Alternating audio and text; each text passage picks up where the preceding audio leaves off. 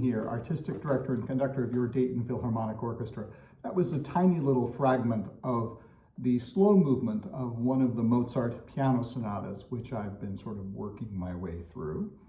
And here we are at Piano Bench Chat number 28, and Mozart is on my mind for a couple of reasons. One, we just finished the process of whittling down Mozart's Don Giovanni, scheduled to be performed at Dayton Opera, fingers crossed, in February, whittling it down from 3 hours to just under 90 minutes. Really zippy but fun way through that amazing opera. And I'm also thinking about Mozart because tonight is the first rehearsal for our Autumn Streams.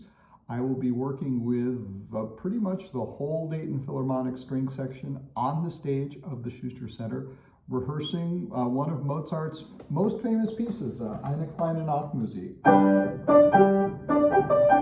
That one.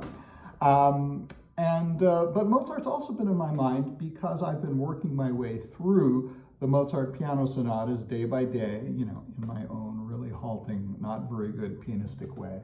And a couple of days ago, I came across this movement. And one of the things that people say about Mozart, and also the music of his era, the music of the classical period of music history, is that it's all about balance and refinement and a certain kind of normal way of doing things. And people say that because it's kind of true. But one of the things that I think is most striking about Mozart is how he uses that as a way to be surprising. Because you expect him to be sort of normal and well-behaved all the time, and then he throws you these curveballs that are just amazing. So for instance, one of those happens in this piano sonata. Now the way piano sonatas are constructed, certainly this one, this movement is in two parts, and you play the first part, and then you repeat it. So you get to the middle of the piece, and then you go back to the beginning, and that's where the surprises begin. So the end of the first part of the piece goes something like this. So I'll play you the end and then play you the return, the repeat, back to the beginning. So it's like this. And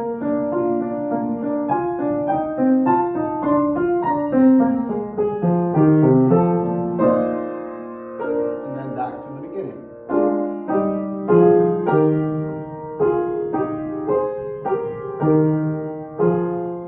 Etc. And then so you repeat the whole first part again, and then you come around to the end of the first part again. Going on.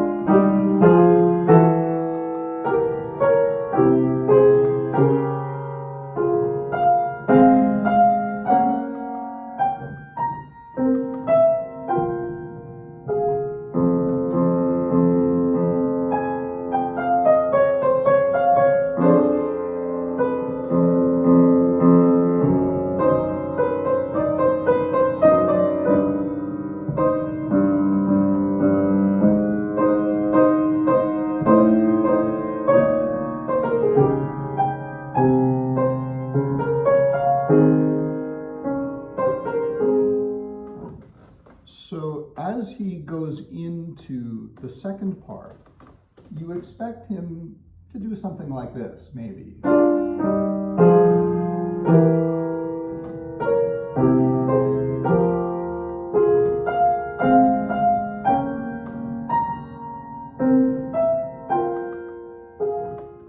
That would be the normal, well-behaved, traditional, classical way of doing things.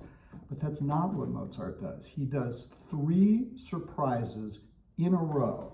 The first one here.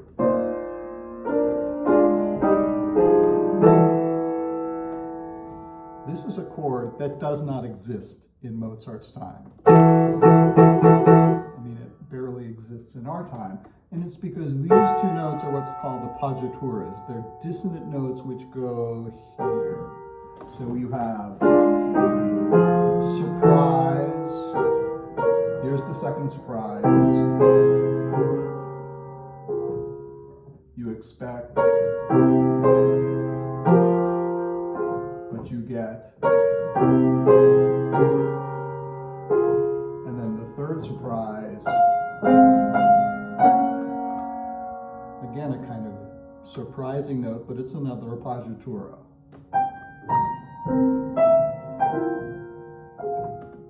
And then things are pretty normal for a while, but the mood has changed completely. You have this really mysterious thing going on.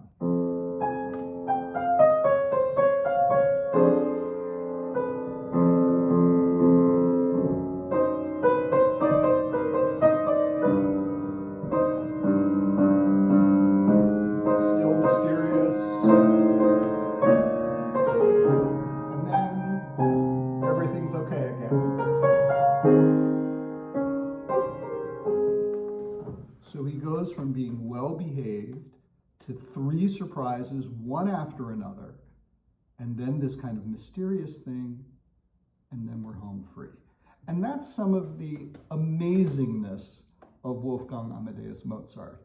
You think he's going to be a nice, well-behaved classical composer, and then he turns into that almost caricature that we saw in the movie Amadeus, the guy who pulls these tricks and then goes, but that's why Mozart is Mozart. He's just such an amazing composer.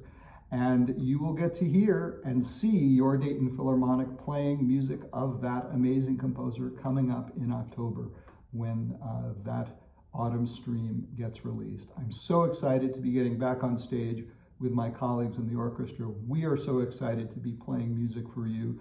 You'll have to enjoy it at home, but we know you'll enjoy it, and hopefully sometime in the not too distant future, we will be able to start getting together again in person. Hang in there, keep listening to us, and we will keep being here for you. Thanks.